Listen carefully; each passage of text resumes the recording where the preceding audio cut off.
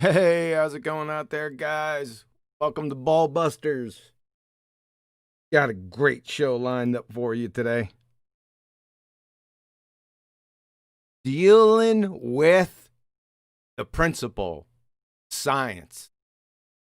If you'd like to support this channel, there are PayPal and Patreon links in the info box below. And we got all the BALLBUSTERS out there. BALLBUSTERS, assemble, sound off.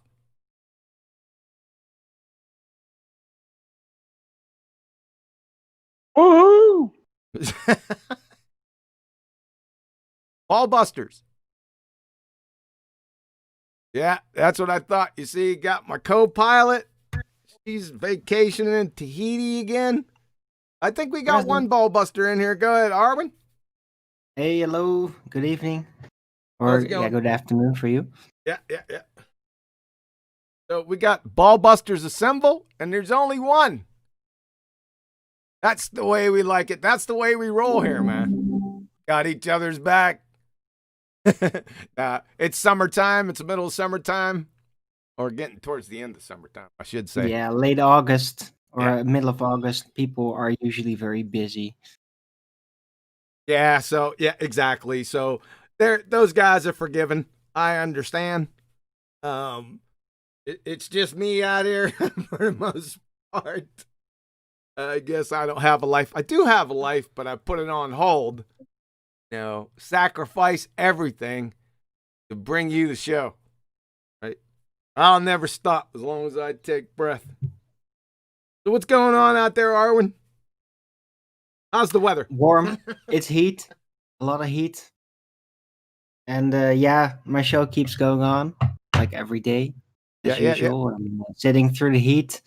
You know, I do it like it's almost like a punishment because during like the time when I'm live is really when it's the hottest here now during this heat wave. So, but I'm taking it as a challenge and keeping going, and yeah, been going great. Plenty of people watching. We all missed the flat Earth debates during the week. I think most of us. Yep. He popped back on Friday, though. I think I seen a show Friday. Yeah. He popped in there. Yep. Nathan's back up. Indeed. Shout out to you, sir. I know you're out there. You're on holiday. A lot of people are taking holiday now, except me. Yeah, I'm not taking holiday, man. Don't worry about it, man. I got this. I got it covered.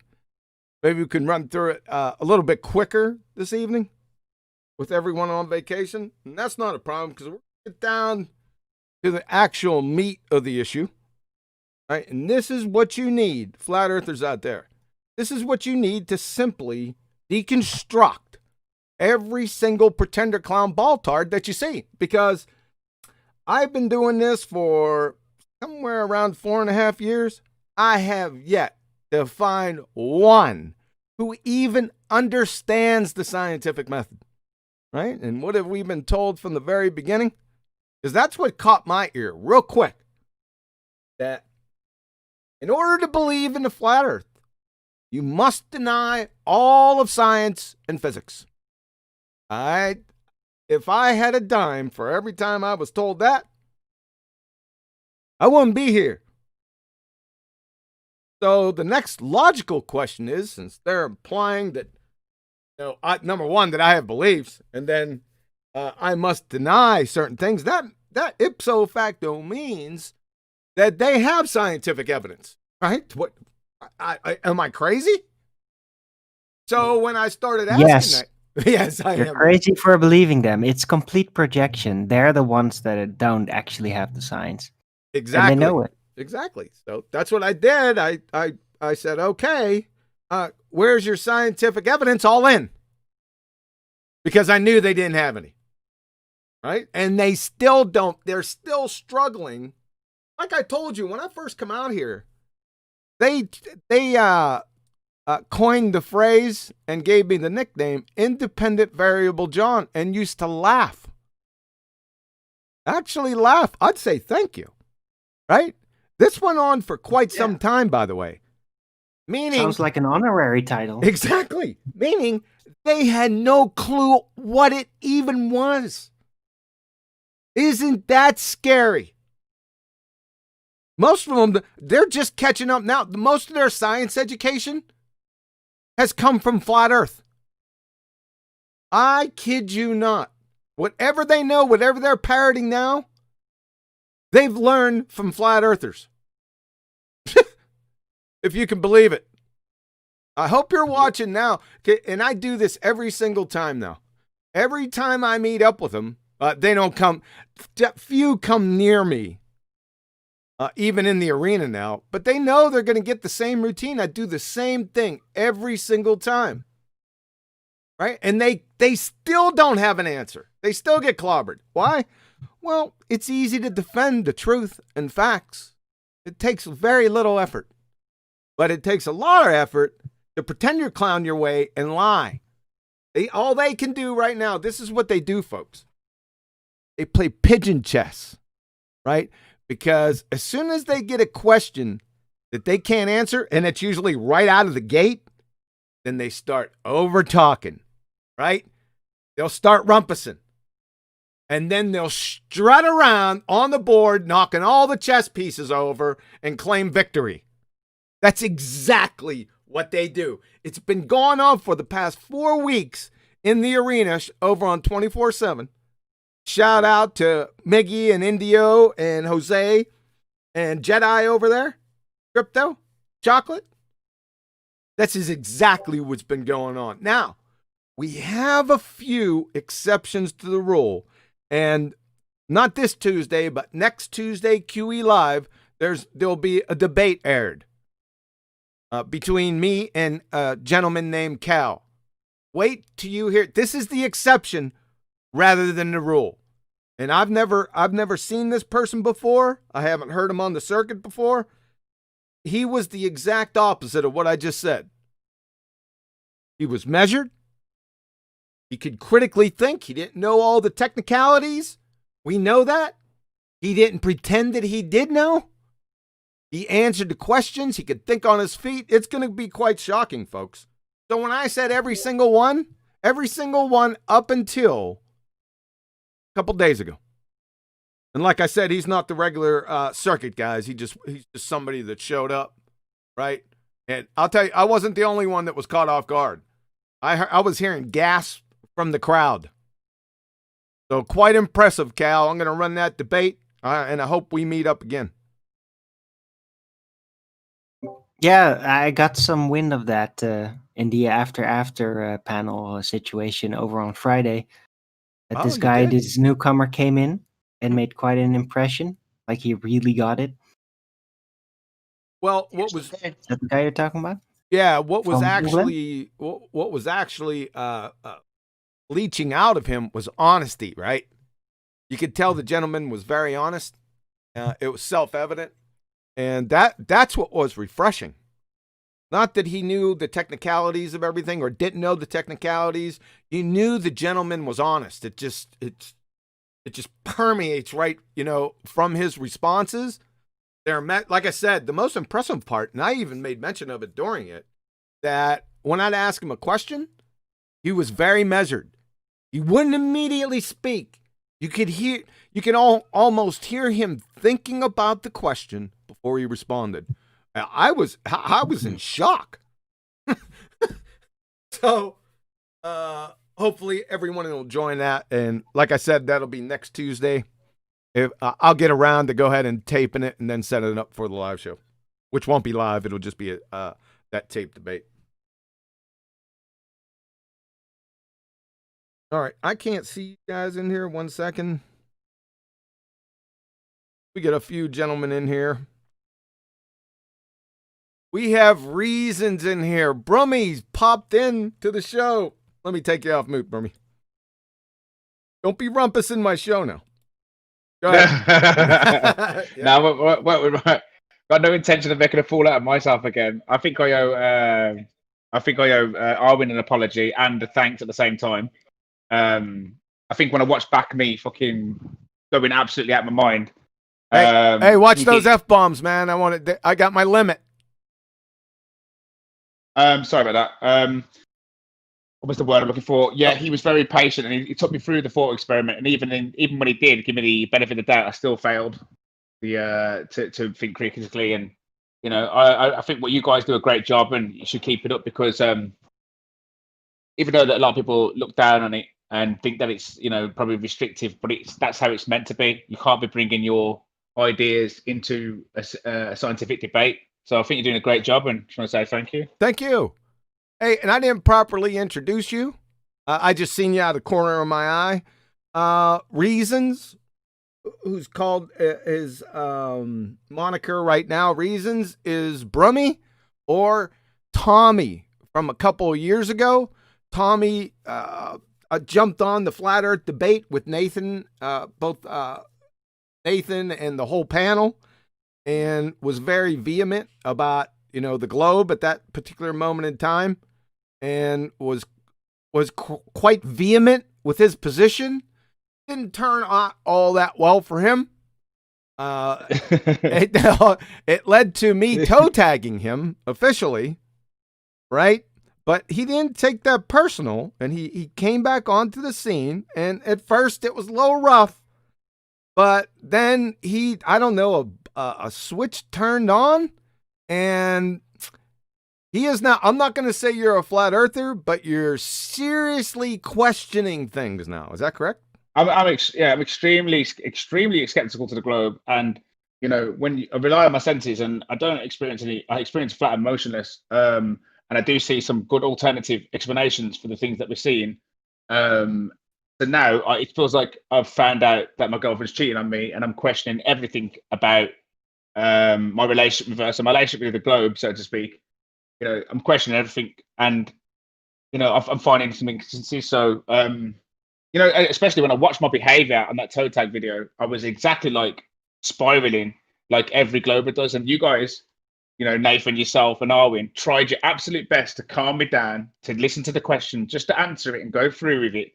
And my behavior was just disgusting. I could not keep calm for a second. I just kept going on about what I was on about, and I felt like it was just a stringent kind of trap sort of thing. I didn't think it was actually, you guys are trying to get to the bottom of what is science and what is not. So my ideas are just, there's no place for ideas. It's a place for proper discussion.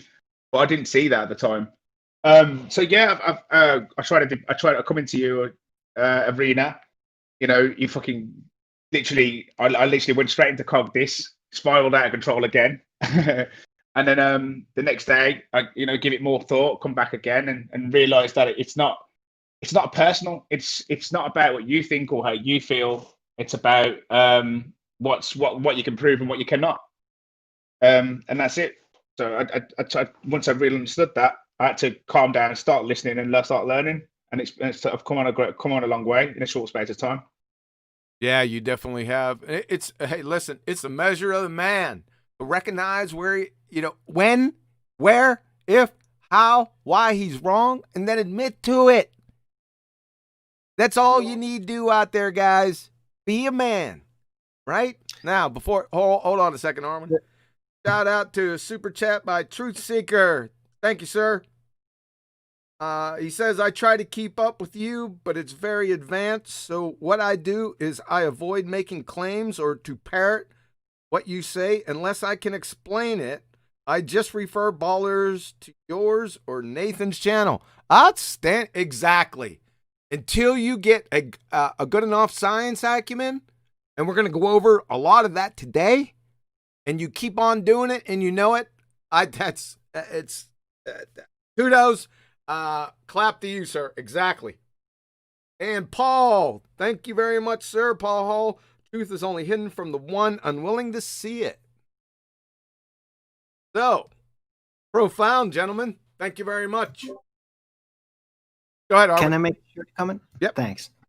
Right. So yeah, it's really good to hear from Reasons. It's been a long time, and when you're on the debates pretty much every day, it's like, whoa, that's way back to me, even though it might be 3 years ago. So I don't know exactly. It was really in the beginning, right? When I was still kind of like, yeah. Not, It's very I was around, but I was still kind of fresh myself, probably at the time. So yeah. but just go on to my channel. Arwen, just go onto my channel, go onto the playlist, go to Toad Tags, and go through until you hit Tommy. Sorry about that. Sorry about that, Reasons, man. It's fine. It's fine, but it's actually hilarious. I watched it myself, and that's why I had to thank and apologize at the same time to Arwen, because he did. If you watch that toe tag video, you can see how I just would not be held down, and then Arwen sympathized with the fact that I didn't want to go through this stringent, not stringent, the method that you've formulated, Quantum, and then he gave me the benefit of that, and I still failed to understand, even doing it the way that I wanted to do it. So I was very unwilling to listen. I wouldn't listen to anything people were saying to me. I wasn't paying attention. I was just in complete Glober mode, and that's what all Globers demonstrate now. And it's so obvious to me what they're the way they behave, and because obviously that it's like looking at a mirror, when they're spiraling. Yeah, exactly. Spiraling. Right. Good. That's a good choice of or way to context it, because that's exactly what it is. It's spiraling. And then it shouldn't be that way, right?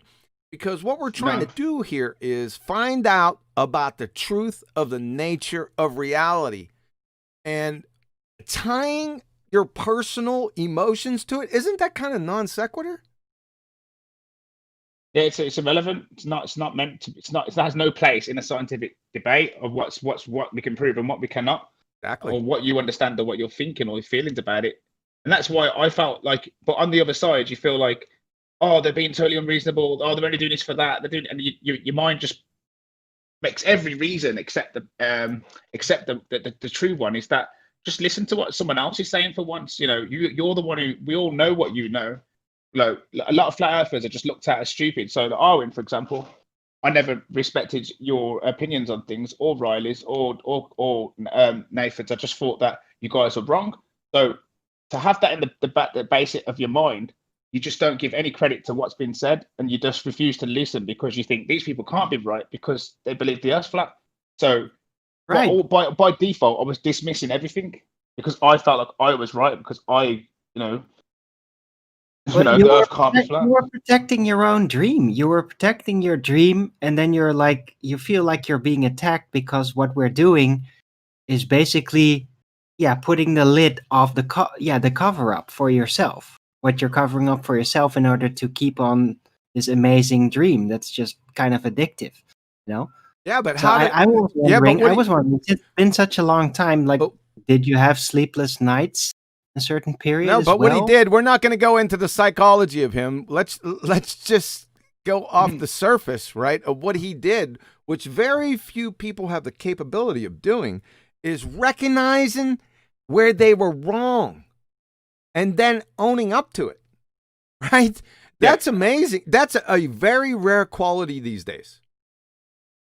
I've gone through a lot of different changes in my life, and I apply the same sort of things to some sports that I do, where the best way to improve yourself is to always take responsibility and blame yourself, because at the end of the day, no one's going to lift that weight for you. No one's going to do anything in life. You have to do it yourself. And reflection and obviously understanding you're never going to learn unless you actually listen. And that's something that I've always suffered with, is listening. I've never been a very good listener, but so you just got to improve it. Yeah, it's baby steps, but that's it really. Yep. Hey, listen, we're going to go ahead and get into the presentation.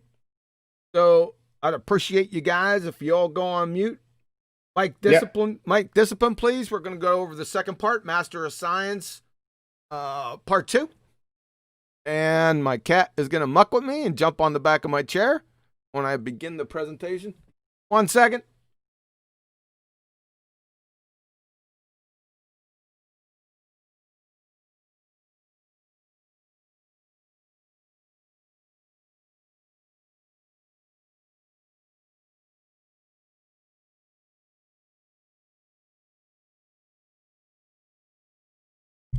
Y'all still there? That's steady, man. As soon as I said I'm going to begin the presentation, he jumped on the back of my chair, man. Gotta love him for that. All right, we're ready to go. Like I said, this is the meat of it. Pay close attention. Hopefully, take notes. Even better.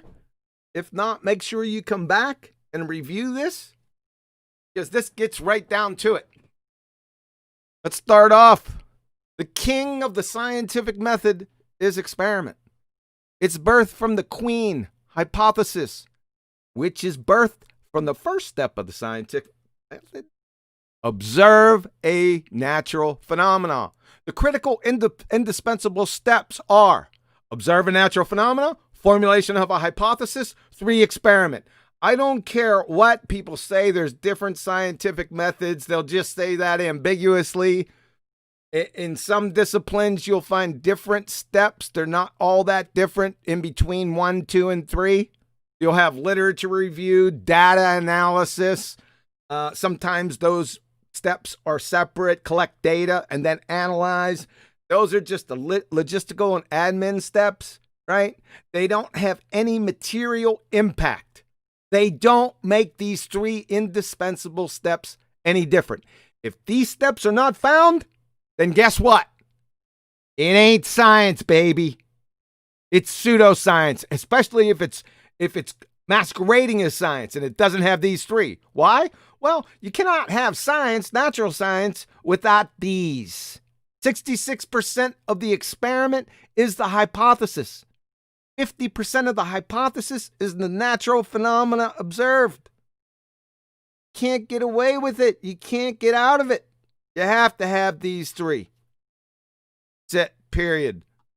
From the University of Rochester Physics Labs, the scientific method distinguishes science from other forms of explanation because of its requirement of systematic experimentation. So, what does science need to be science? Systematic experimentation. If you don't have experimentation, then it's not science. And it has to be actual experiments. To have experiments, you have to have hypotheses. To have hypotheses, you have to have observed natural phenomena. You see where I'm going with this? Right? It's very simple. It's not difficult. What you have is a bunch of pretender clowns out there trying to gum up the works, right? Promote abject horse puckery and muddy the waters. It ain't gonna work. Because I'm here. You ain't getting around this. You can run, but you can't hide. So, what's experiment or a hypothesis test? Well, the final arbiter of truth in science is experiment. That's the importance of it. You can't do science. You can't conduct natural science without experiment. That's it. That's from the Introductory Theory and Application of Molecular and Quantum Mechanics by Lieu. From Professor Shankar, Chair of Physics at Yale, the only way things change in physics is experiments. Everything, you see this, everything is based on experiment. That's the only way we change our mind. Duh. Richard Feynman, if it doesn't agree with experiment, it's wrong. And that simple statement is the key to science. So experiment is the key to science. If you don't have experiments, then you don't have the key. Can you get into the science household without experiment, without the key? You could try to bust through the window or dig underneath the floor, but I'm going to be there with a flamethrower. From Max Planck, experiment is the only means of knowledge at our disposal. Everything else is poetry and imagination. These are self-evident, apodictic. Incoherent second graders can understand this. You can't have natural science without experiment. Finish it off again with University of Rochester Physics Labs. The scientific method requires that a hypothesis be ruled out or modified if its predictions are clearly and repeatedly incompatible with experimental tests. Further, no matter how elegant a theory is, its predictions must agree with experimental results if we are to believe that it is a valid description of nature. In physics, as in every experimental science, experiment is supreme, and experimental verification of hypothetical predictions is absolutely necessary. What does absolutely necessary mean? So, what is an experiment?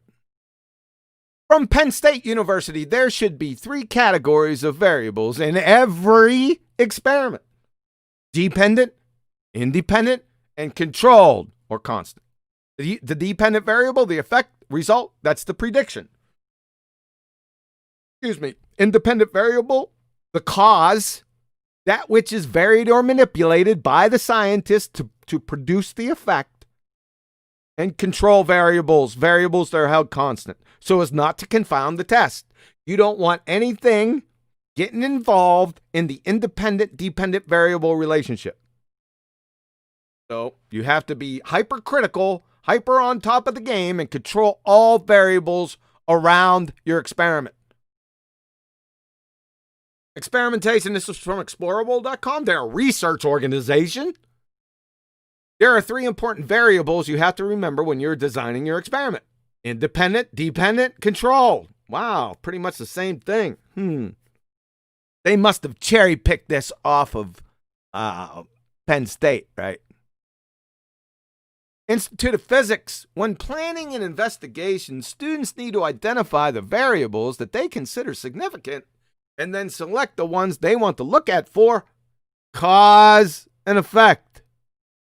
If possible, any other variables that will affect the outcome of the experiment need to be kept constant during the investigation, like I just said above. What are they? Independent, dependent, and control variables. 3 constituent parts. They must be all cherry-picking off each other. Now we got their alma mater wiki. First, they had this citation in wiki, then they didn't. Somebody went in and, since we were jumping all over this, they took it out, and now it's back in again. Well, I haven't checked for a couple weeks. They may have pulled it back out. Who knows? So, wiki experiment. An experiment is a procedure carried out to support, refute, or validate a hypothesis. Experiments provide insight into cause and effect by demonstrating what outcome occurs when a particular factor is manipulated. I wonder what that particular factor being manipulated is. And cause and effect, right? We've been hearing a lot of cause and effect. This says cause and effect. Cause and effect. That's interesting. From Kristen McClellan, The Nature of Science and the Scientific Method. Experiment. Once the hypothesis has been established, it is time to test it. The process of experimentation is what sets science apart from other disciplines. Where did we see that before? We seen that when I first started the presentation from the University of Rochester Physics Labs, right? Because they differentiated science from any other discipline because of its requirement for systematic experimentation. Almost the same statement stated here, right? Interesting. The process of experimentation is what sets science apart from other disciplines, and it leads to discoveries every day. An experiment is designed to what? Prove or disprove the hypothesis? Are you kidding me? I didn't think science proved anything. If your prediction is correct, you will not be able to reject the hypothesis. Prove and disprove and up there. All we hear from Baltards is science doesn't prove things. Well, for the last year, they first started out saying that science proves the sphere ball Earth. Right? It just depends, I guess, on when you ask. Unbelievable. So, if experiment is the king, it comes from the queen. Scientific hypothesis. What is that? Scientific hypothesis is your experiment statement. It expresses a testable proposed cause and effect relationship, and only a cause and effect relationship. According to Sean Carroll, he's even a pseudoscientist, big pseudoscientist. He even knows that the hypothesis is the whole point, right? That's scary. You Baltards don't even know. You're not even parroting the right pseudoscience, for God's sake. California Institute of Technology physicist Sean Carroll arguing in The Edge that hypotheses aren't simply useful tools in some potentially outmoded vision of science. They are the whole point. That's from nature.com. I mean, we're up in the echelons now, folks. This isn't just your rank and file horsepuckery. We're up into the high priests. They even admit They can walk, they can talk the talk, but they sure ain't walking the walk. But they have to talk the talk, right? That's where I get him, because he's correct. From Lowell C, Strategic Thinking for Scientist Discovery, Cambridge University, becoming a successful scientist. A scientific hypothesis is based on what? Cause and effect reasoning. A scientific hypothesis does not merely state X and Y may be related, but explains why they are related. Right? Cause and effect again with hypotheses. That's the fourth time, I think. Third or fourth. From Drexel University, the scientific method is hypothesis-driven. One makes an educated guess to explain, here's that pesky cause and effect showing up again. Well, I wonder if hypotheses or the scientific method has anything to do with cause and effect. Let's check Anne-Marie Helmenstein, PhD, Biomedical Sciences. A hypothesis is an educated guess based on observation. It's a prediction, another key phrase, of what? Cause and effect. These people probably cherry-picking each other. That's what's happening. Because we got cause and effect here again. Shocking. From Colorado State, a scientific hypothesis, a special kind of prediction, keyword again, that forecast how the independent variable will affect the dependent variable. They're getting quite a bit more specific now, aren't they? Let's head back to Anne-Marie Helmenstein. To Kristen McClellan. From The Nature of Science and the Scientific Method. Let's take a look at this. Hypothesis. The hypothesis should also contain a prediction. Keyword again, right? About its verifiability. For example, if the hypothesis is true, then 1 should happen when 2 is manipulated. The first blank, number 1, is the dependent variable. It depends on what you are doing in the second blank. The second blank, number 2, is the independent variable. You manipulate it to get a reaction. There should be no other variables in the experiment that may affect the dependent variable. Like I said above, my first couple shots across the bow. Makes sense, right? Now they're getting real specific into what hypothesis is. If you ask most people, they don't know what it is. But some will say, it's just a guess. Well, when you say just, that's the problem. It's an educated guess, but there's a little bit more to it, because it has independent and dependent variable in it. From California State, formalized hypotheses contain, shocking surprise, 2 variables. One is the independent and the other is dependent. That's what they're cherry picking each other. That's the whole problem. It's a conspiracy. The independent variable is the one you, the scientist, control, and the dependent variable is the one that you observe and or measure the results. Notice there are 2 parts in a formalized hypothesis. The if portion contains the testable proposed relationship, and the then portion is the prediction of expected results from an experiment. An acceptable hypothesis contains both aspects, not just the prediction portion. Makes sense? A lot of predictions in there, right? A prediction, a scientific prediction in the scientific method, in science, is a hypothesis. You're predicting the effect the independent variable will have on the dependent variable. That's the prediction, right? It's not a Mystic Meg prediction. You got to have a hypothesis for a scientific prediction, folks. Just as simple as that. Most don't know that. That's for sure. Back to the University of Rochester Physics Labs. The scientific method, like I said before, requires that a hypothesis be ruled out or modified if its predictions are clearly and repeatedly incompatible with experimental tests. We all learned this, right? You all learned this in grade school. Nothing changes from grade school to graduate school or postgraduate. This doesn't change. They don't lie to you in grade school and then change their story. The scientific method was the same in grade school, in junior high, in high school, and at university. It never changed. In fact, they didn't even go over it that much. You were expected to know it. Expected to already know it. I don't know where you people went to school, but where I went to school, when I went to university, you had to know this. This ain't taking time out to go back.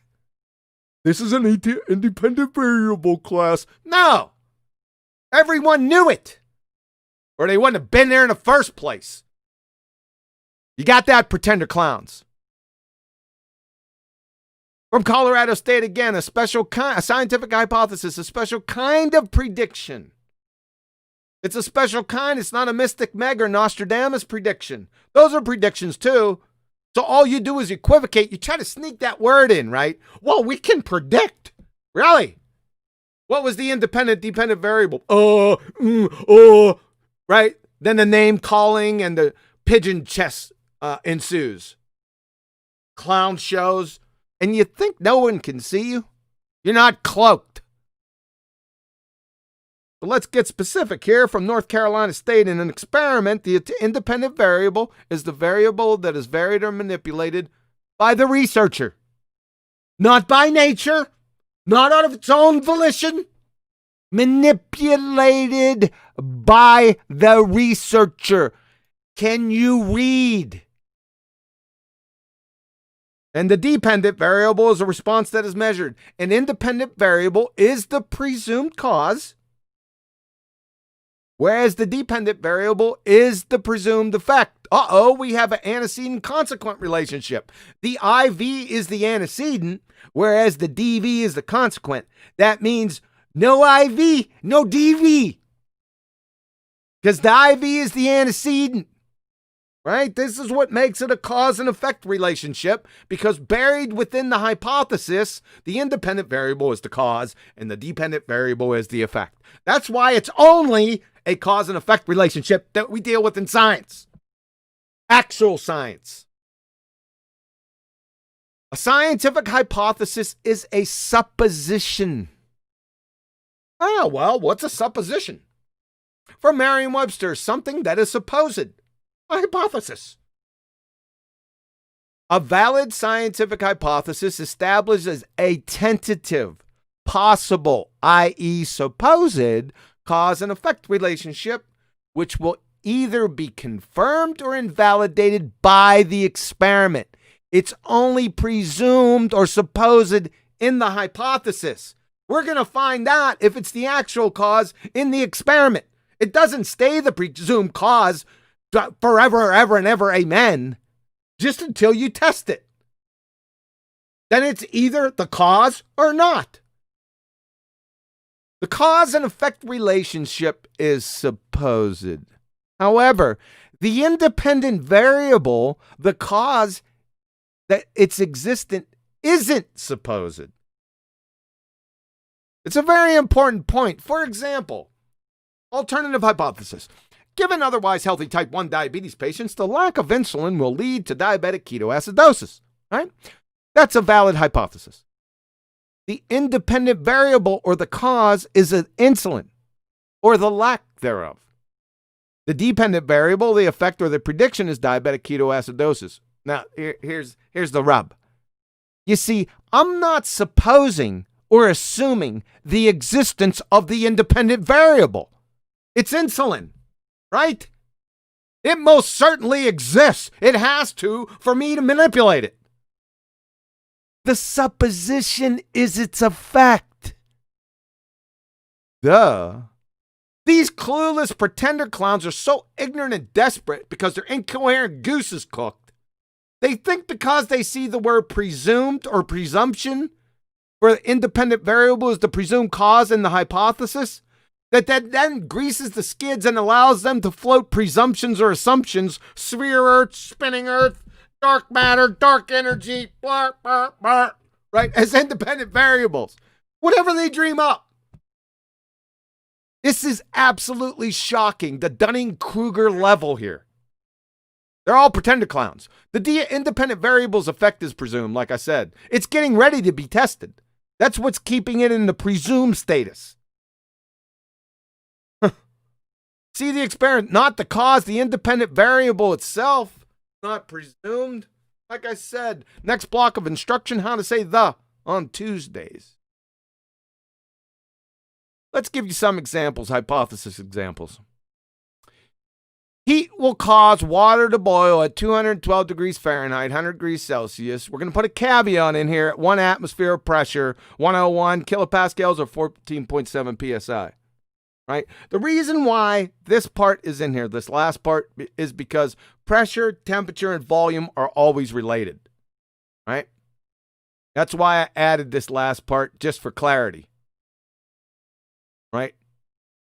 Number 2, given otherwise healthy type 1 diabetes patients, we just went over this one above, the lack of insulin on board will lead to diabetic ketoacidosis. I'm sorry. Let's go back to 1. We failed to identify the independent dependent variables.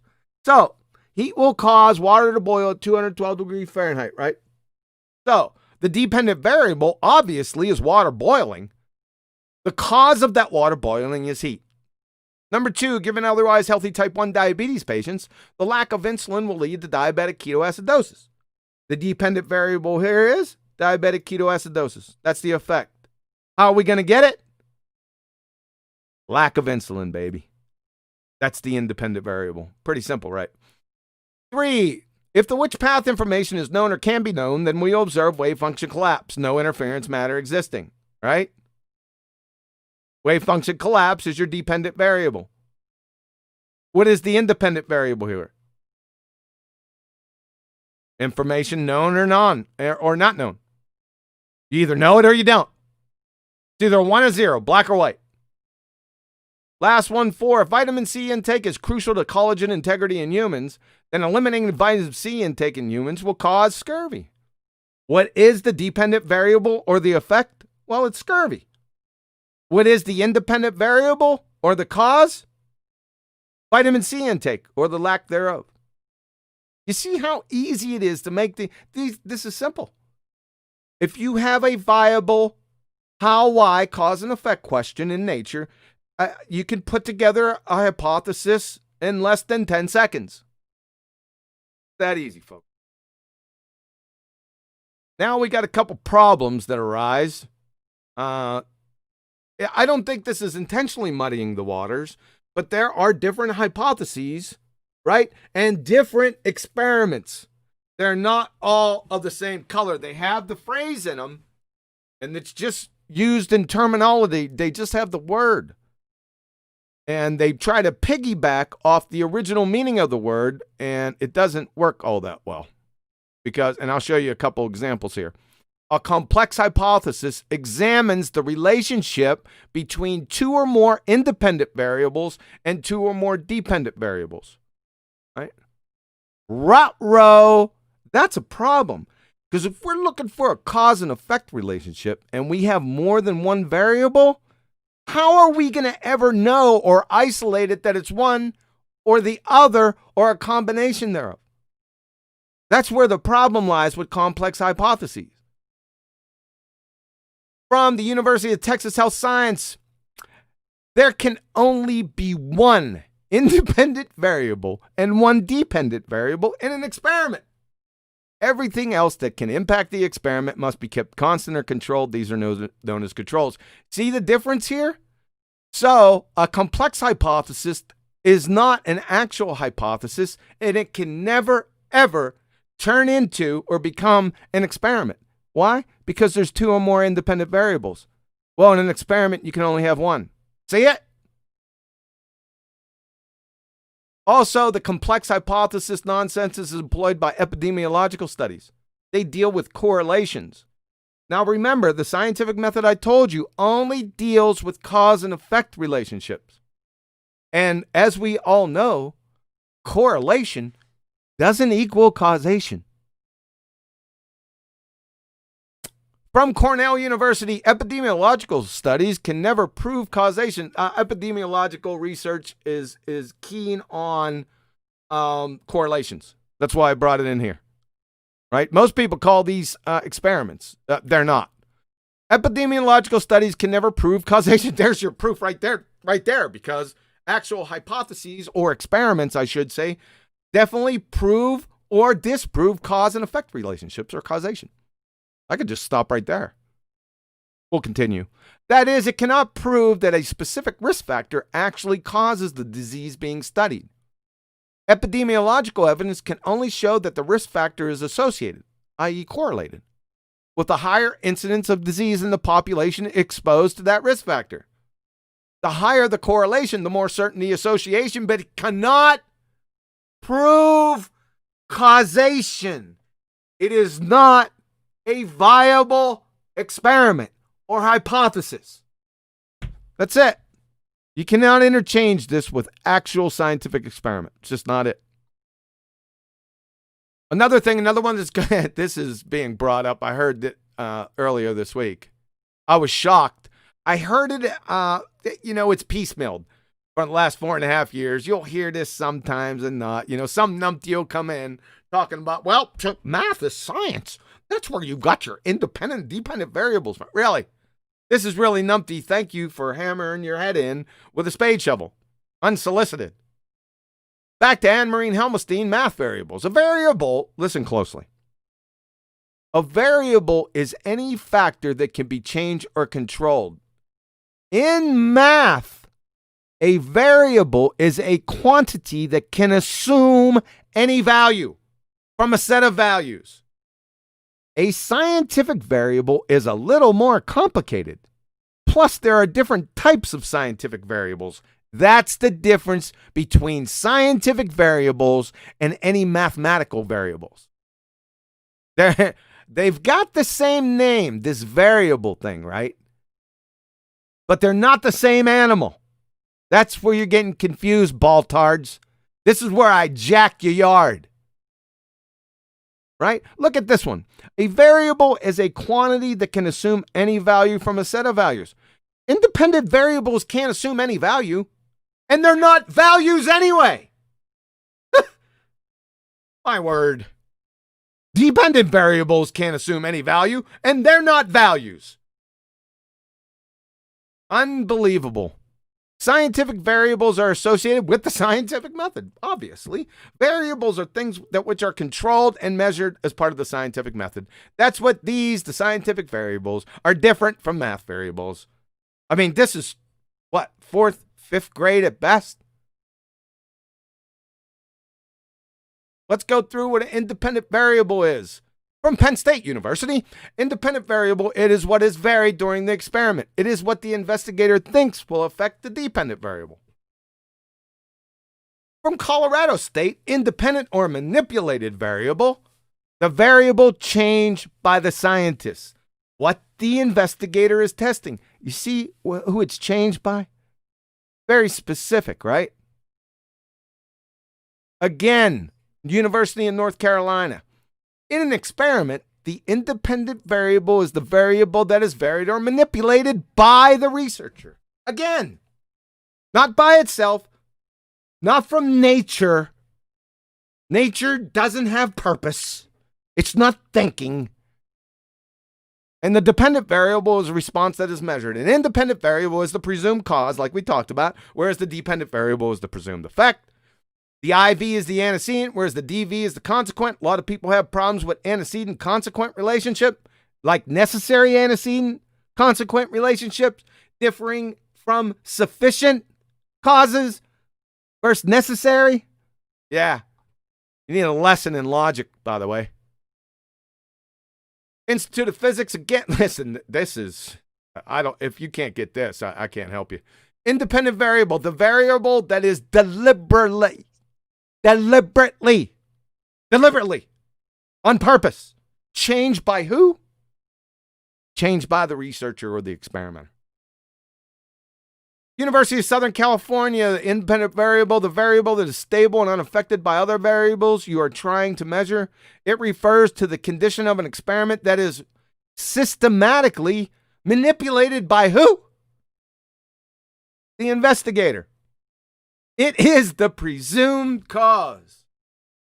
I mean, this is pretty much slam dunk territory. You get a lot of, they must be cherry picking each other. Remember, this is an important point. Remember, that viable independent variables must satisfy 3 criteria. Excuse me. Number 1, most importantly, it is your presumed cause. Number 2, the researcher must be able to vary and manipulate. I'm getting a lot of this lately. Well, it's the independent variable. We can vary and manipulate it. Really? Is it the cause of the effect? No? Then it can't be a viable independent variable. This trumps everything. It has to be your cause.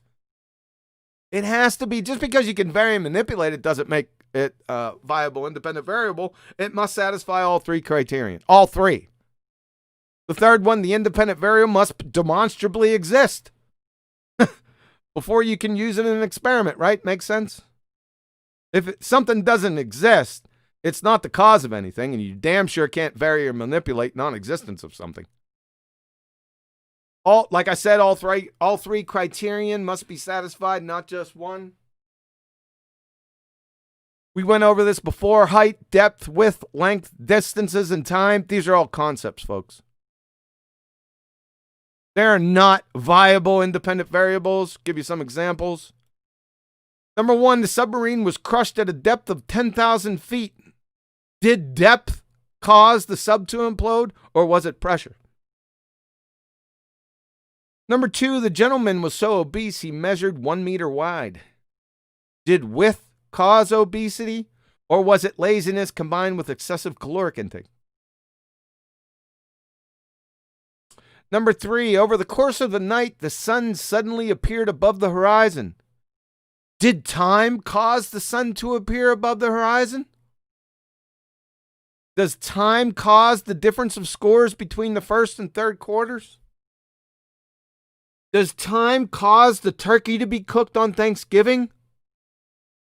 Or was it heat? You see how silly these are? I mean, it's a crying shame that I need to actually argue with adults for half an hour, hour and a half over this. Why do I need to do that? Something that a second or a third grader can reconcile in less than a Planck time. In between iterations of Candy Crush. Another important point, the null hypothesis. Null hypotheses. From California State at Northridge, to do a hypothesis test experiment, you will actually have two hypotheses. The null hypothesis and the alternative hypothesis, which are stated in such a way that they are mutually exclusive, i.e. you can't have both hypotheses be true. The null hypothesis is the conclusion that is considered the default. You will accept this hypothesis if you fail to find sufficient support for the alternative hypothesis. So if you can read between the lines, the entire goal of the scientific method is to falsify or reject the null hypothesis. Well, how do you do that?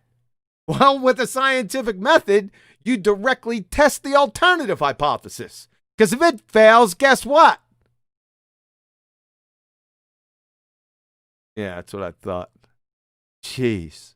The null hypothesis, the zero difference or no difference hypothesis, predicts, there's that word again, that changing one variable, the independent variable, will have no effect on the variable being measured, the dependent variable. Right?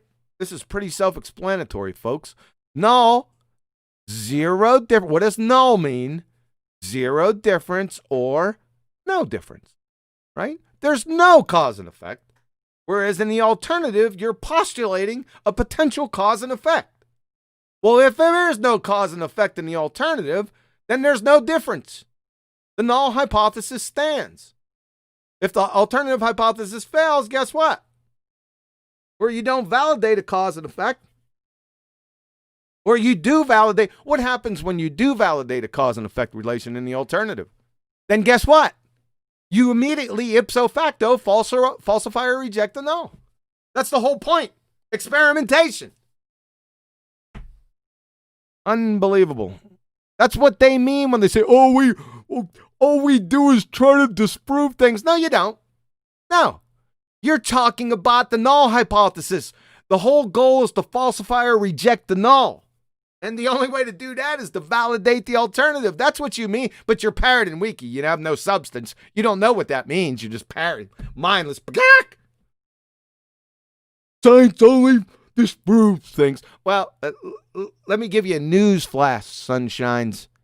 If you disprove something, then you automatically ipso facto prove it. If I disprove that you're not an amoeba, guess what? I proved that you're not an amoeba. Hello, McFly. My word. Like I said, the alternative and null hypotheses are stated in such a way they are mutually exclusive. Both can't be true. Let's do an example. Observe a natural phenomenon. We'll head back to type 1 diabetes. Healthy type 1 diabetics suffer from diabetic ketoacidosis, apparently from the absence of adequate insulin. The alternative hypothesis, given otherwise healthy type 1 diabetes patients, the lack of insulin will lead to diabetic ketoacidosis. Well, what's the null from this alternative? If it's mirror image, the ipso facto mirror. Given otherwise healthy type 1 diabetes patients, the lack of insulin on board will not lead to diabetic ketoacidosis. So will, in the alternative, will cause an effect. The null hypothesis will not cause an effect. See how easy that is? That's all it is. They can't both be true. They're mutually exclusive. The dependent variable in this scenario, or the prediction, is diabetic ketoacidosis. The independent variable, the cause, is insulin, or the lack of. In conclusion, let's take a look at what these three are. See if I can get this. Hopefully you guys can see this on here. I can pop it up. That's a little better. All right. So we have the alternative, the null, and the experiment. How do they relate to each other? So in the alternative hypothesis, you have the independent variable plus the dependent variable. That's the cause and the effect. That equals a prediction of cause and effect. With the null hypothesis, you have the same independent variable. You have the same dependent variable. Prediction of not cause and effect. That's it. The zero difference or no difference, null. Experiment, independent variable, same one up here that's in the alternative. Dependent variable, same one. All now that is changed is we add control variables. That's all that differs between an experiment and a hypothesis. That's why they call it a hypothesis test. You just need to control certain things so they don't impact the relationship between the independent and dependent variables. Prediction of cause and effect. All right? Take this in.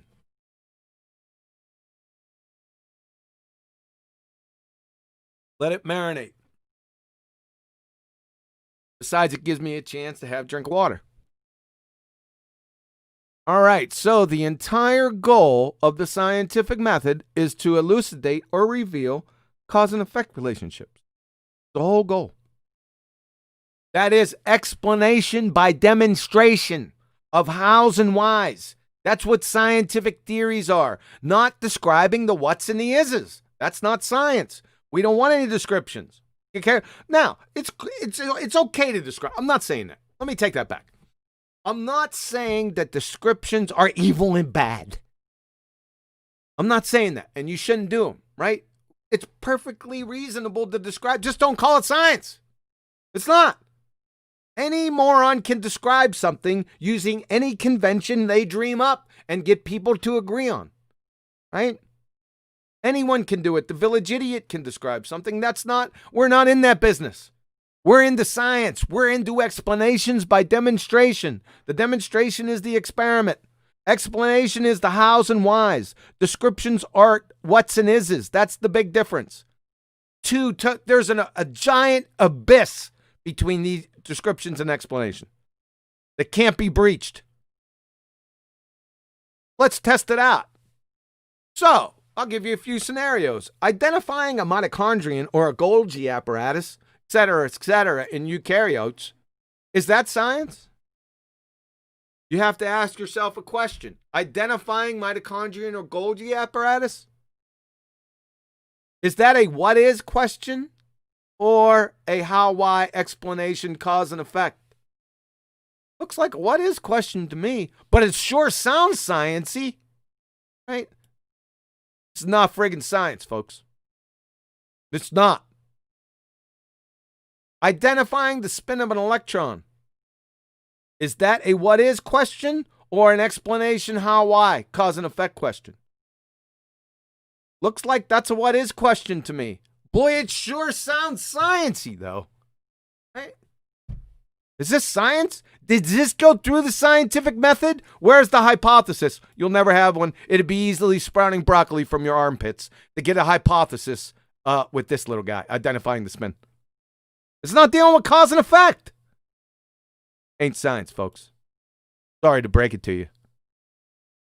Categorizing organisms in a taxonomic classification system. This is as far away from science. This is a glorified secretary. Right? This isn't science. It has nothing to do with it. You think this enters the scientific method? Are you on shrooms? This is what I'm talking about, folks. This is what I'm talking about. You have to be able to think on your feet and evaluate. I've already given you the algorithm. What do you do first? Is it a what is question or a how why question? Is it a natural phenomena or a man-made phenomena? This is easy stuff. You should be able to do it quick. Quick, within 5 seconds. As soon as the ball tart spinning space monkey pretender clowns, bring it up. Get them quick. Quick. 1, 2, 3. Boom. End it. Make me proud. We'll stop off at maths for a second. This is hilarious. Maths isn't science or physics, right? Much like a tape measure isn't carpentry. One of the main reasons is they're kind of different words, math and science. From Professor Blackretion and Professor of Physics, ITT Madras, discussing quantum physics, Heisenberg's uncertainty principle. That's the whole point about physics. It's not mathematics. Has nothing whatsoever to do with it. Because mathematics can only describe. Scientists, actual scientists, are in the business of explanations. Remember the difference I said between explanation and descriptions. There is a great chasm with an abyss between the two. You cannot breach. It cannot be breached. They're category errors. That's the whole point about physics. It's not mathematics. So it's not a set of axioms from which you derive results. The rules of the game you prepare to change and subsume in an even broader framework. Listen to this closely. Again, from Professor Shankar, Chair of Physics at Yale. Quantum mechanics. It's a theory which is based on experiment. It's not deduced by mathematics. He's telling you right there. He's giving you the dichotomy. Experiment versus what? Mathematics. If this is the dichotomy, then how in the world or why in the world do I have people coming up and telling me that mathematics is science? When science is experiment and he's giving you the dichotomy right here. How can that be? Well, because they're numpties. Maths don't prove reality. 1 apple minus 6 apples, -5 apples. Show me -5 apples. This is my favorite one.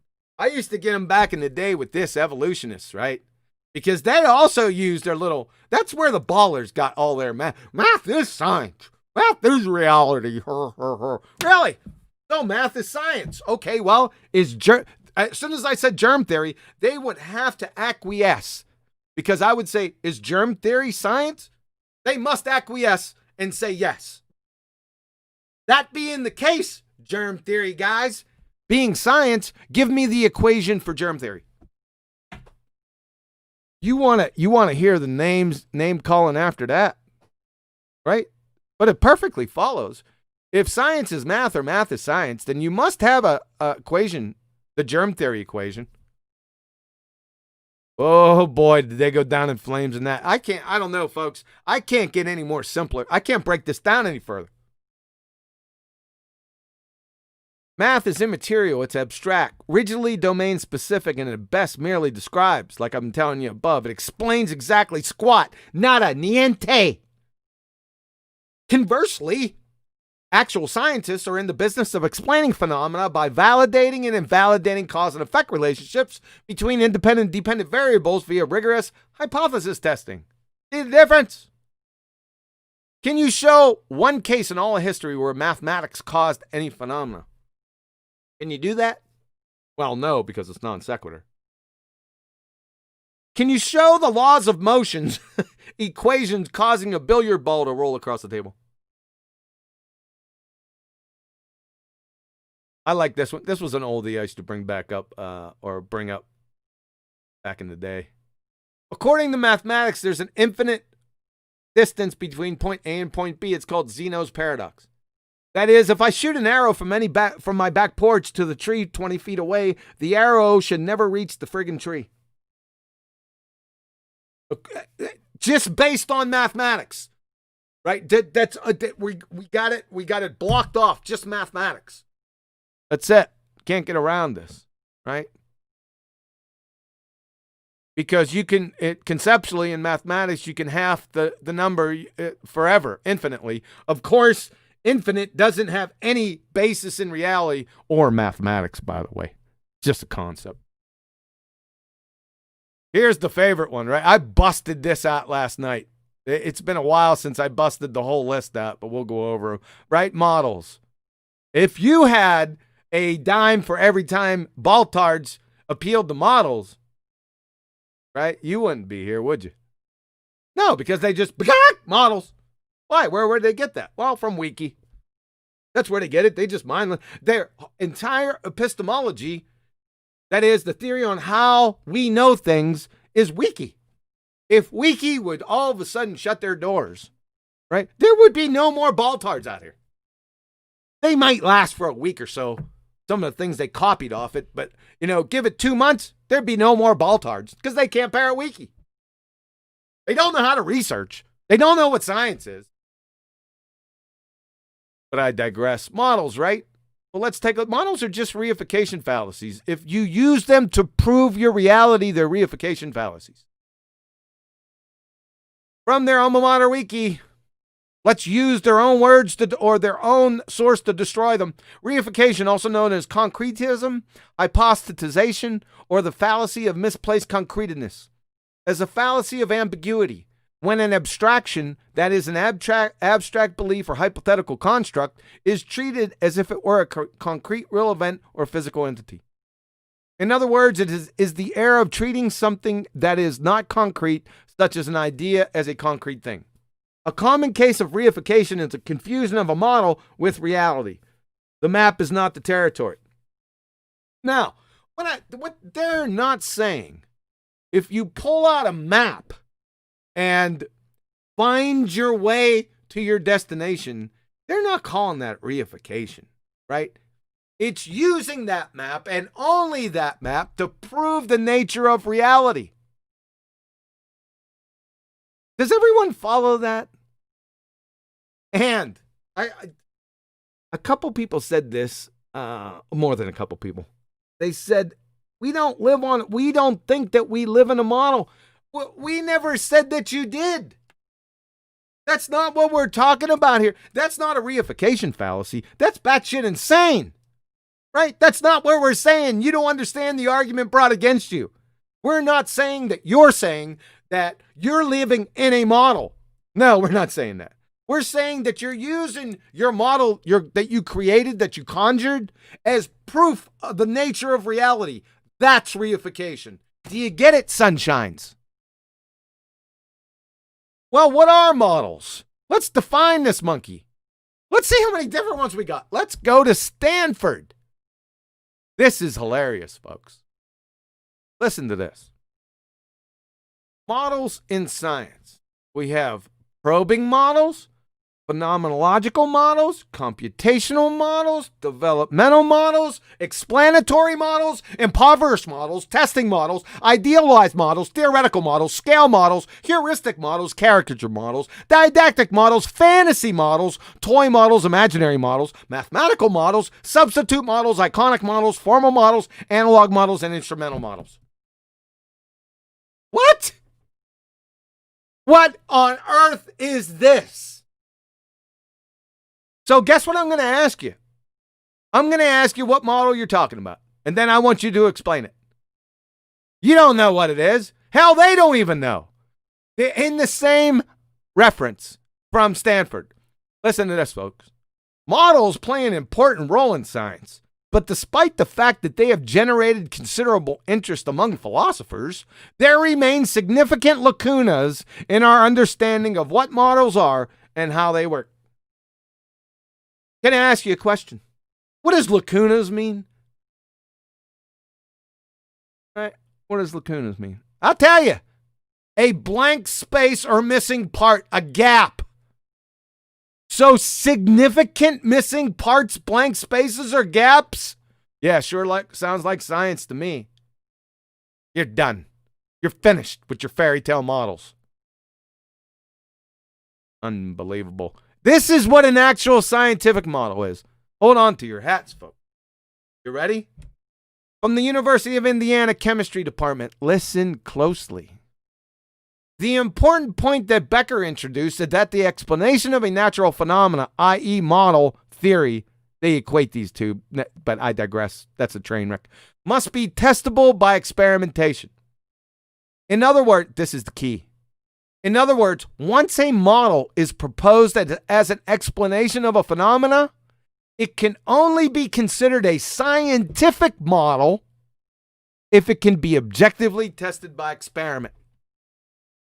So, whenever you appeal to models, guess what's coming next? Guess what's coming at you? Let me show you something. So, you have a scientific model. Okie dokie, natural phenomena, observe, please. Alternative hypothesis, please. Independent, dependent variable, please. Null hypothesis, please. That's what you're getting. You're getting it from me, right? I'm mandated to do it, especially if we're talking science. I'd like to go through these with you too and figure out, see if you guys know what these are. My word. You talk about a convoluted gaggle screw, and then a train wrecks himself in the end. Too funny. Can't make this stuff up, folks. Let me finish up with this. All right. Common mistakes in applying the scientific method from the University of Rochester Physics Lab. This is very important.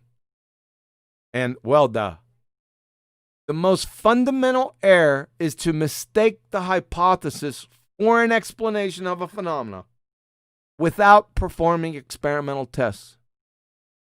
Sometimes common sense and logic tempt us into believing that no test is needed.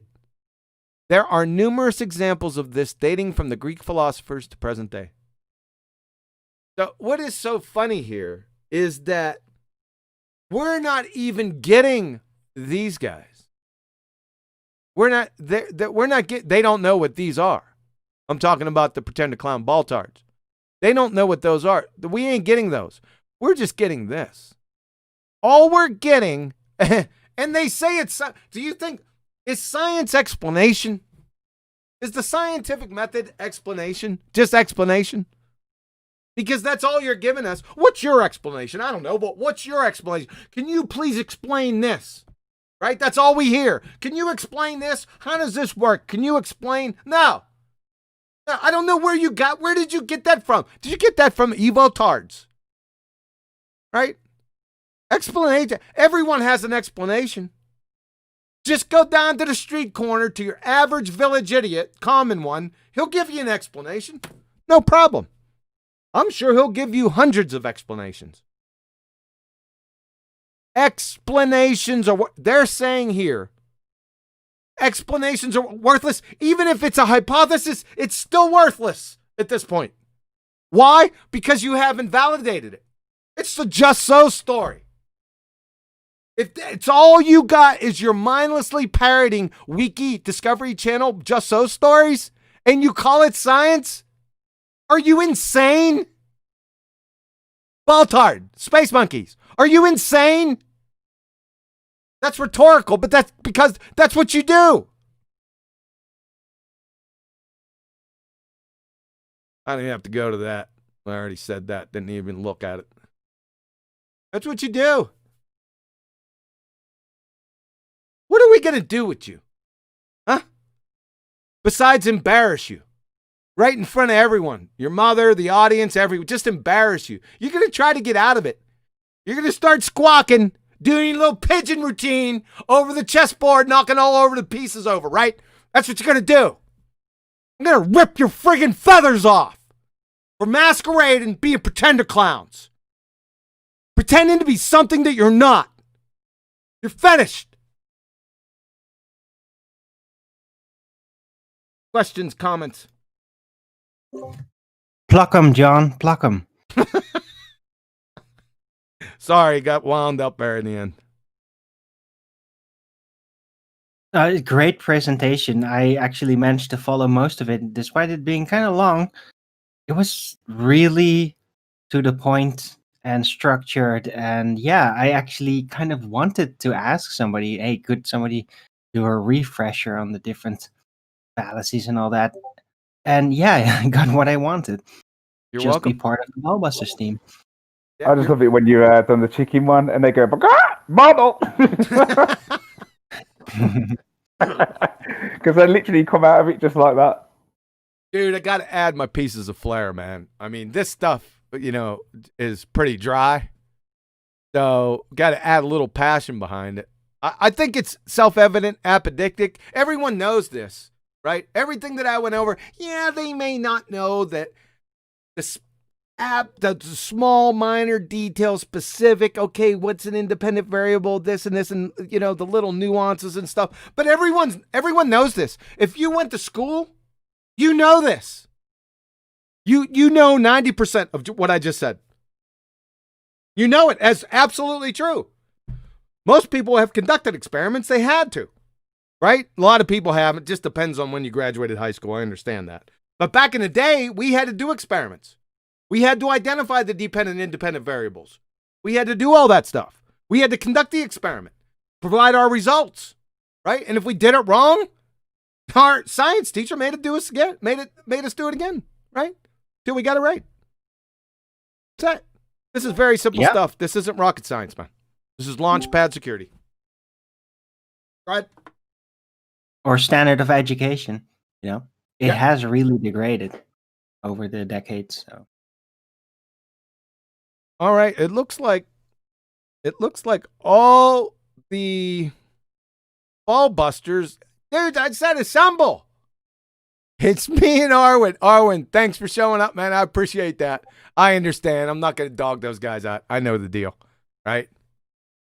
I'll be expecting an excuse, though. And it better be good. Nah. You guys are fine, man. I got it. Let's go with concepts. We're going to go down the list. Let's see if we got any people with any questions, comments, stuff. Let's see what time we got. Yeah, we got some time. A sphere on paper. I don't know who you are, dude. You're live. You're on air. Hopefully you can come through. You should. Everyone here in Arwen, so you should be good to go. Anything? Not a problem. Thank you very much for coming. Concepts or causes? That's pretty funny. Who is that? Oh, I know that avatar. It looks like Paul. Paul, what's up? Paul, there you are. I can't talk. It's loud. Oh, he can't talk. All right, sir. Gotcha. Yeah. Crit, what's up, man? Are you on? You're on mute. Yeah, try it now. There we go. Okay. Yeah, I loved it. It was really good. I watched it with Household 6, and she approved also. So I've got, it was really nice presentation. Thank you. And then a shout out to you also, sir, for being the most recent Patreon member. Thank you, sir. Yeah, I definitely loved it. I've been thinking about it for a very long time, and a lot of stuff that's been happening lately. You're definitely a leader in the community, and great things to come. Thank you, sir. I appreciate that. Anything specific on the scientific method? No, I mean it's you nailed it. I mean, there's nothing really more to add. You covered virtually all the bases there. That's what I tried. Go ahead. Yeah, earlier today they did the thing where they talked about a model, and I was like, "What's your hypothesis?" And then they pulled out that 50 where the breaking the dome, like the dome killer. I'm like, well, then in this P, you assumed a dome. So where is this dome that you assumed? Yeah, I already did a rebuttal to that. It's called the Retard Manifesto. So just go to my channel and you'll see the Retard Manifesto. It's not that long where I ripped that thing to shreds. So, yeah. Is this their new doublethink strategy where by assuming what the opponent thinks, they assume they win? Like, no, we got your argument before you did, so we win. Something like that. I don't know. I don't. It's really bad. Their argument about Gay-Lussac's law. It's put together with Neolithic incompetence. A child could have put something together, and I took it apart in the Retard Manifesto. Where is that? Like I said, just go to my channel. It's I think I put it in the toe tag list. Make it easy. Just go to the toe tag playlist and then scroll down. You'll see the Retard Manifesto. Got a big scroll on it. Right? That should hook you up. All right. Anything else, Crit? No, that's it. Great show. Appreciate it, man. Thank you. Neil. What's up, Chewy? You know me. I love it. Keep it coming. But one thing I wanted to say, if anything is more obvious, is last night when that guy Hippity Hoppity Dippity could not admit to a container. Yeah, that was pretty bad. I think I got one of my top 30 train wreck comments from Ball. He gave me one last night. I'm at 29. I'm waiting on that one last stupefying remark from a Baltard so I can publish the 30.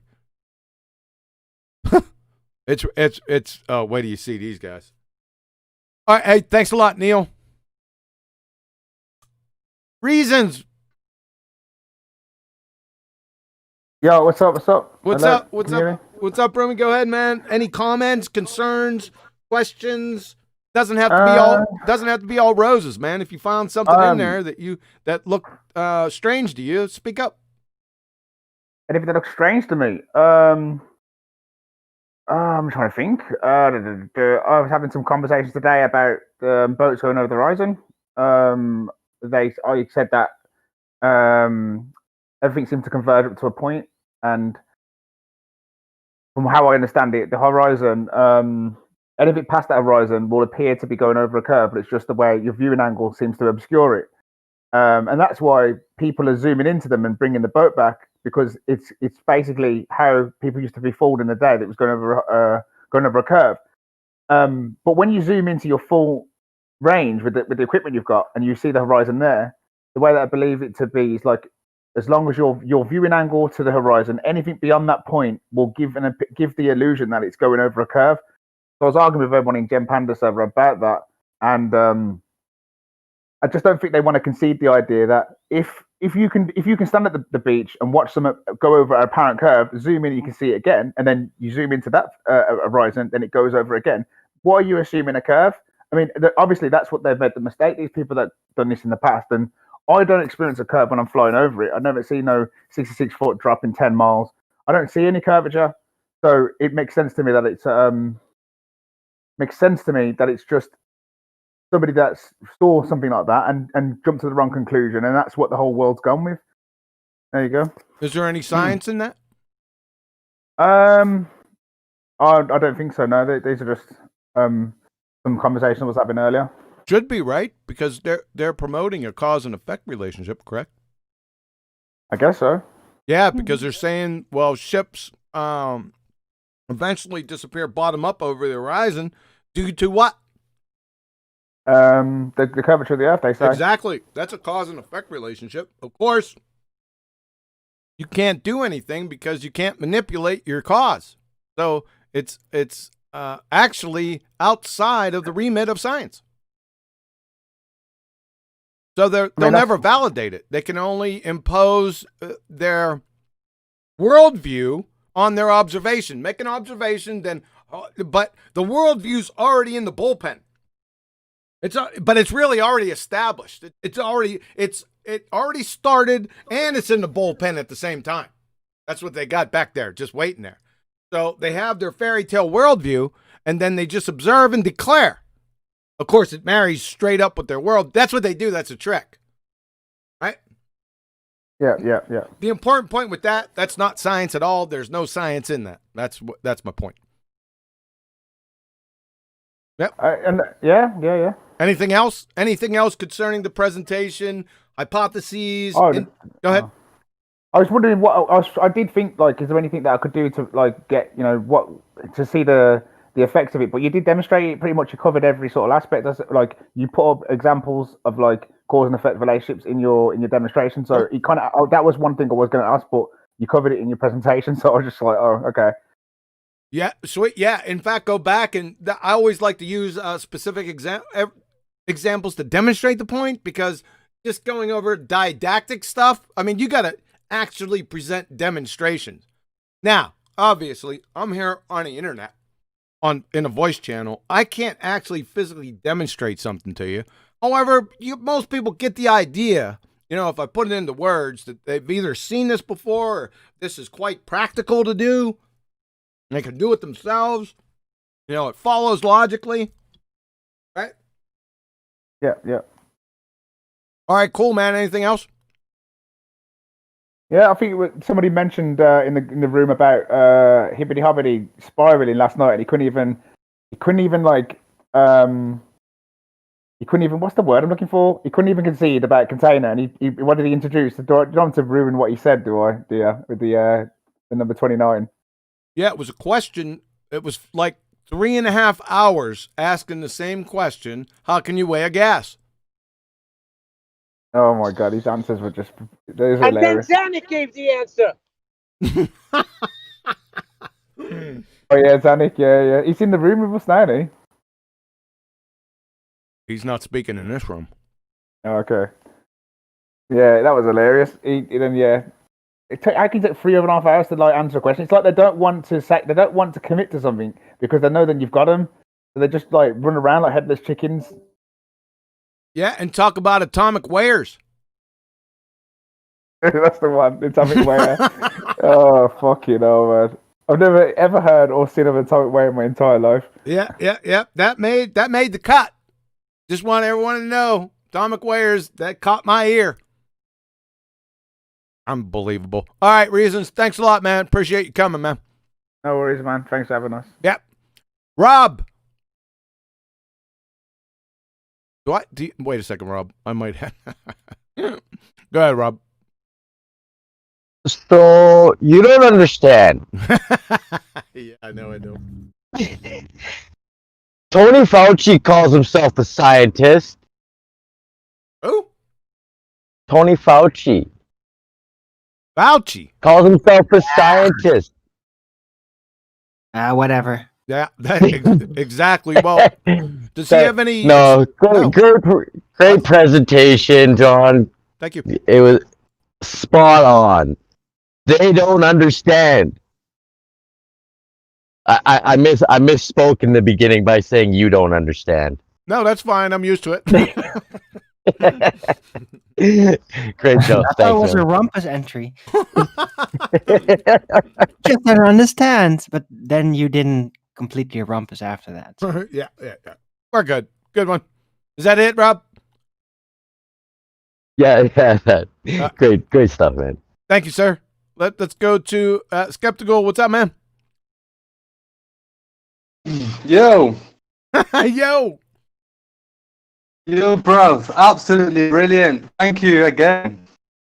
Not a problem, sir. Absolutely appreciate, bro, for great presentation, mate. Thank you. You're very welcome. Yeah, really. Yeah, man. All right, let's see what we got. Let's take a look at the time here. We got, boy, that's 1 hour and 32 minutes, man. I'm liking that. But listen, we're going to go ahead and wrap things up, man. I hope everyone enjoyed the presentation. Arwen, take us home, Arwen. You're the only ball buster here. Oh, wait a second. Hold on. We've got Nathan. Last minute. I bet he's just here to tell you about the links for his next show, right? That's cool, man. Yeah. Go ahead, Arwen, and we'll get to Nathan. Go ahead. No, it was great. Yeah, I just wanted to say I posted the optical slant picture of mine, which is a conceptualization to try to understand how visuals work, all sight, because there is this weird suggestion of a curve because of the optics. It's just inherent. It just happens. But it's not really curve. It's more like a slant. It's like a corner after the horizon. And the diagram I posted in the BALLBUSTERS live stream chat kind of explains as to what is going on. Let me see. Let me see if I can't pull this up. Or give me a second. I already got everything set up to go away. So I've shared it many times. It's people probably know about it. People already got it. Yeah, I'm not gonna muck with it. I got everything set up to go. Sorry about that. Eyeball on a stick. Remember? Yeah. I remember seeing it before. Yeah. All right, sir. Channel shout outs, please. Yes, Arwin, ARWIGN. I do a Flat Earth Early Bird show every day, the hour before Nathan Oakley does his show. But I also run in the weekends live and I do a little longer show. And I talk about a lot of things from basic daily life to food interest to medical things to media issues going on to movies and series I watch to Flat Earth hardcore details. And today I had talked about a lot of science by coincidence. Somebody was curious about my opinions of the scientific method. Cool. So, why don't you put can you spam the link to your channel in the chat? You can do it. In the YouTube chat? Yeah. Yeah, sure. Yeah, go ahead. I will. Yeah. All right, Nathan, sir. You wanted to get full credit by showing up at the end? No, I just wanted to be able to mirror the video. Yes, I told you. We talked about that before, sir. Then you don't need my permission. Yeah, but it's always good to actually be on the video that you're mirroring. Yeah. That's cool. I only really came to say subscribe to Nathan Oakley 1980 and Nathan Oakley respectively. I knew it. And Nathan is ace. Something to that effect. Did you cover cause and effect? Yeah, I think I did. Did you cover that a phenomena is not a phenomena unless it's an observed phenomena? No, I did that last week with because I concentrated on the first step. Oh, we're in first step, observe a phenomena. Yeah, I concentrated last week on the first step. This week, I concentrated on the hypothesis and the experiment. What if it's a shoe? Cause and effect. What if it's a shoe? The shoe is an element these days, remember? Yeah. Yeah, we covered that. That's what we covered today, sir. How's your holiday? It was raining. I came straight back. We drove down to the coast. It was raining. We came back. And you came back. You guys are in a heat wave over there, aren't you? No, thunderstorms. It's terrible. No beach for me today. Oh man, the sea was angry that day, my friends. It was. Yeah, Well, we had some thunderstorms here at night, but not at the day. I'm sorry to hear that, man, because I know you're looking forward to going to the beach. I got you. Anything else? Do you have any shows coming up today? No, because of the week of not having a computer, I don't have anything to plug that's running out straight after this. So unfortunately not. No, I don't have anything to plug. Subscribe to Flat Earth Early Bird on the Arwin channel. Thank you, Nathan. And subscribe to Nathan Oakley. 9080. BALLBUSTERS outro. Okay, it looks like we're getting there. Yeah, nice. Who is that showing up in live stream? Heck is that? That's Rob Dean. Oh, is that Rob? What's up, Rob? Yeah. He's got his he's got it going on. And Nathan's show, Flat Earth Debate, is up now, right? So Monday morning, bright and early, you'll be running. Indeed, yes. Usual time. Outstanding, sir. All right, we're going to go ahead and wrap things up. I want to thank all the guests, everyone for coming on the panel, the audience. I hope you guys see, I don't do this for my health. I want you guys to take what's in these presentations and lay them just right at the doorstep. Any of these baltards, right? Because they're always talking about science this, science that, right? When they don't even know what the heck it is. So give it to them, man. Hold their feet to the fire. That's why I do these. Study it. If you don't know it technically, if you don't know the details, then go through it a few times. It's not that difficult. You could put them right up against the wall in less than 5 seconds, and it's over for them. There's nothing they could do about it, right? And expose them for the actual pretender clowns that they are. I'm out.